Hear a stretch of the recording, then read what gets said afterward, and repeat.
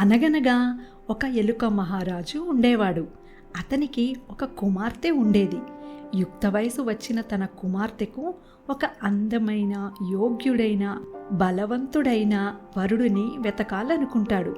అలాంటి గుణాలున్నది ఎవరికా అని ఎలుక మహారాజు బాగా ఆలోచించగా అతనికి సూర్య భగవానుడు గుర్తు వచ్చాడు. సూర్యుడు తేజోవంతుడు, ప్రపంచానికి వెలుగునిచ్చేవాడు. ఇంతకంటే సరైన వరుడు ఎవరుంటారని అనుకుంటాడు.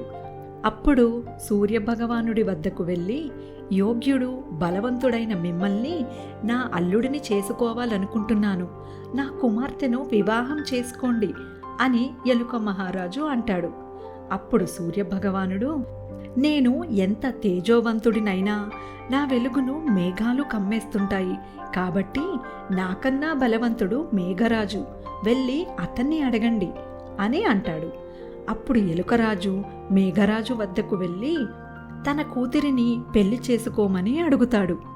నేను ఎంత బలవంతుడినైనా కూడా నా కదలికల్ని మార్చేది వాయుదేవుడు, కాబట్టి వెళ్ళి అతడిని అడగండి అని అంటాడు మేఘరాజు.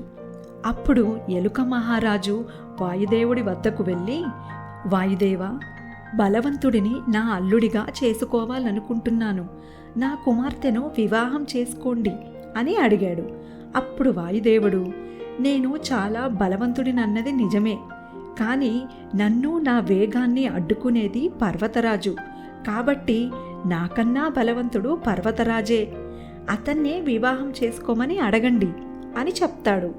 ఎలుక మహారాజు పర్వతరాజు వద్దకు వెళ్ళి, మీరు చాలా బలమైనవారు, గొప్పవారు, మీరు నా కుమార్తెను వివాహం చేసుకోండి అని అంటాడు.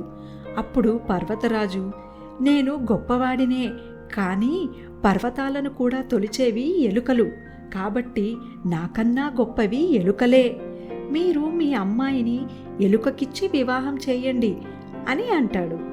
అప్పుడు ఎలుక మహారాజు వారి రాజ్యంలోనే అందమైన, బలమైన, యోగ్యుడైన ఎలుకతో తన కుమార్తెకు వైభవంగా వివాహం జరిపిస్తాడు.